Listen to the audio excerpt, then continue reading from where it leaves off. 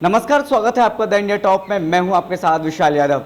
बीते कल स्वर्गीय रामविलास पासवान की पुण्यतिथि मनाई गई, जिसमें कि बिहार के तमाम नेता मौजूद हुए। बीजेपी की बात करें, बीजेपी की तरफ से तमाम दिग्गज नेता मौजूद थे। वहीं सिर्फ एक दल ऐसा था जहां की उनकी एक विधायक की भी मौजूदगी देखी नहीं गई थी, वो है जदयू।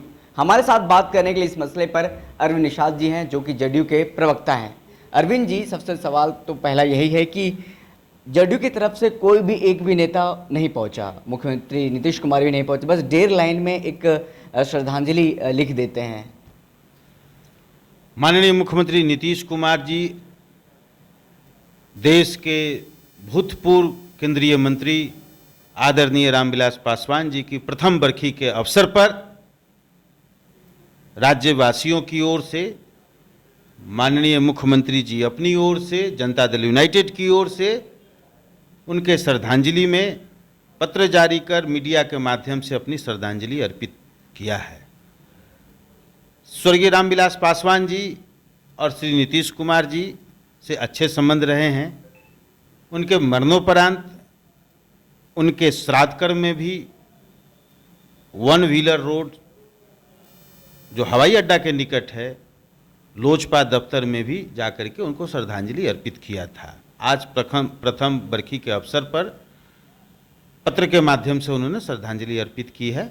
जो एक तरीका होता है, उसके माध्यम से कम्युनिकेशन, संचार का जो माध्यम है, उस माध्यम से माननीय मुख्यमंत्री जी ने अपनी श्रद्धांजलि अर्पित की है। लेकिन चिराग पासवान आज प्रेस कॉन्फ्रेंस करते हैं और साफ साफ नीतीश कुमार को खरी खोटी सुनाते हैं और कहते हैं कि उनको किस बात का अहंकार है कि जो देश के बहुत बड़े नेता हैं और देश में प्रसिद्ध गरीबों के, दलितों के, वंचितों के नेता रहे हैं, उनसे उनको जाकर के आप श्रद्धांजलि नहीं देते हैं। यहाँ तक कि प्रधानमंत्री लंबा खत लिखते हैं, लोकसभा स्पीकर, तमाम जो वरिष्ठ केंद्र की मंत्रिमंडल के नेता, उनके बारे में उन्होंने चर्चा किया है इसमें और कहा है कि हमारे प्रदेश के मुखिया जो कि मुख्यमंत्री हैं, उनको किस बात का अहंकार है, किस बात का घमंड है, ये मुझे समझ में, अहंकारी भी कहा है। क्या कहिएगा इस पर? आदरणीय रामविलास पासवान जी आदरणीय प्रधानमंत्री नरेंद्र मोदी जी के कैबिनेट के सदस्य थे और केंद्रीय मंत्री के रूप में उनका देहांत हुआ और उनके देहांत के उपरांत देश के प्रधानमंत्री जी उनके श्रद्धांजलि में, उनके सम्मान में, उनको याद करते हुए पत्र के माध्यम से अपनी श्रद्धांजलि अर्पित की। मुख्यमंत्री जी ने भी पत्र के माध्यम से श्रद्धांजलि अर्पित किया। चूँकि मैं को रिलेट इसलिए कर रहा हूँ कि प्रधानमंत्री जी जिनके कैबिनेट में वो सदस्य थे। अब रही बात अहंकार की, उनके अहंकार के बारे में अगर जानना हो तो उनके चाचा जो लोजपा पारस गुट के राष्ट्रीय अध्यक्ष और केंद्रीय मंत्री आदरणीय पशुपति कुमार पारस जी हैं, उनके बारे में उनसे जरा आप बात कर लें या लोग जानते हैं। उनके अहंकार के कारण लोजपा में विभाजन हुआ। अपने अहंकार के कारण अपने सगे चाचा को महत्व नहीं देते थे, परिवार के सदस्य के लोगों को महत्व नहीं देते थे।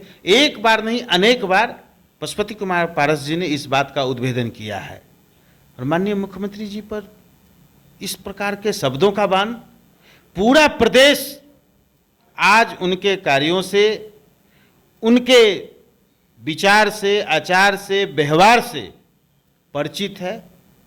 कोई भी सामान्य आदमी माननीय मुख्यमंत्री जी से मुलाकात करता है जनता के दरबार में। जब मुख्यमंत्री जी बिहार दौरा पर निकलते हैं, कोई भी अदना सा व्यक्ति जो अंतिम पायदान पर बैठा व्यक्ति है, वो भी अपनी फरियाद लेकर के जाता है और उनकी भी फरियाद को सुनते हैं।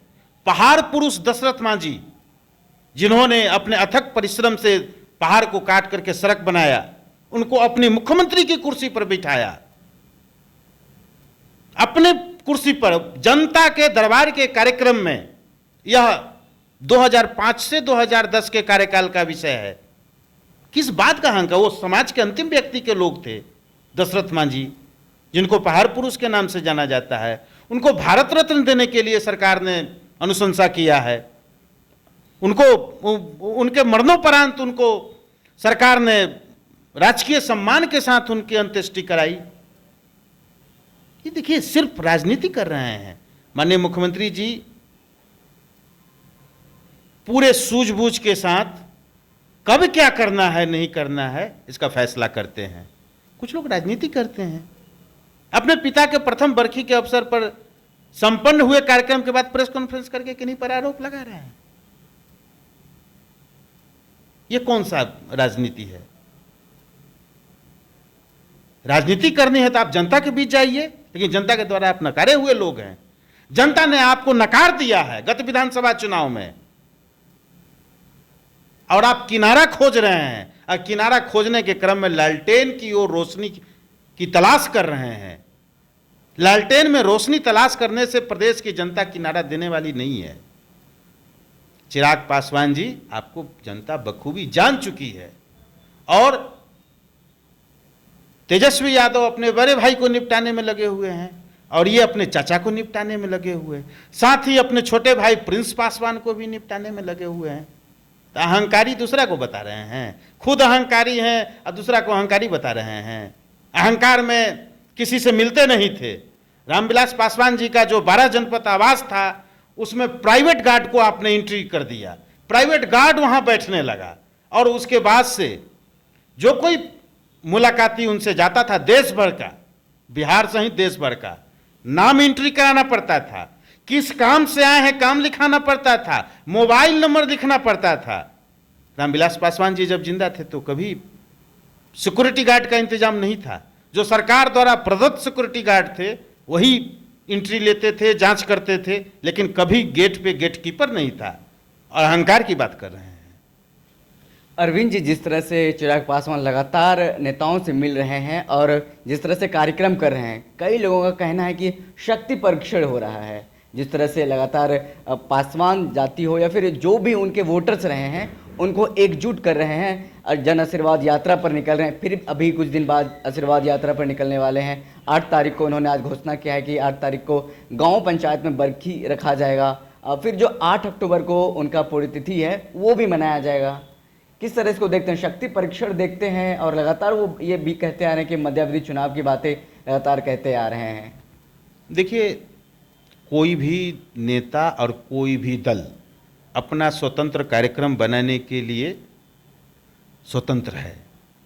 ठीक है, वो एक पार्टी चला रहे हैं, उस पार्टी के माध्यम से देश, बिहार, देश के किसी भाग में जाएं, वो उनका अपना निजी मैटर है, निजी कार्यक्रम है।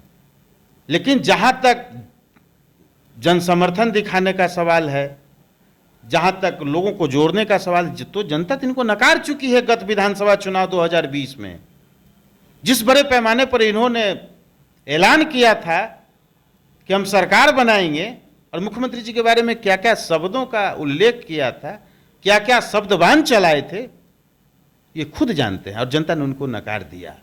ठीक है, अब जाइए, आज़ादी है, घूमिए फिरिए। यह आखिरी सवाल है। जिस तरह से बीते दिनों तेजस्वी यादव ने भी कहा था और चिराग पासवान दोनों मिल करके कहा था कि रामविलास पासवान की जयंती, मतलब जो पुण्यतिथि है, उनको राज्य के सम्मान के साथ मनाना चाहिए, और जो पटना में उनका आवास है या फिर ऑफिस है, उनको एक स्मारक के रूप में घोषित करना चाहिए। क्या आप लोग तैयार हैं इसको लेकर के? ये दोनों राजनीति कर रहे हैं, ये दोनों राजनीति कर रहे हैं। ऐसे मसलों पर सार्वजनिक बयानबाजी से नहीं होता है। माननीय मुख्यमंत्री जी ऐसे मामलों पर गंभीरतापूर्वक अपने स्तर से ऐसे चीज़ों को देखते हैं, और स्वयं ऐसे निर्णय लेने में वो जाने जाते रहे हैं। ऐसे निर्णय लेने के लिए मुख्यमंत्री जी को कहने और बताने की आवश्यकता नहीं है। मुख्यमंत्री जी ऐसे निर्णय लेने में सक्षम हैं।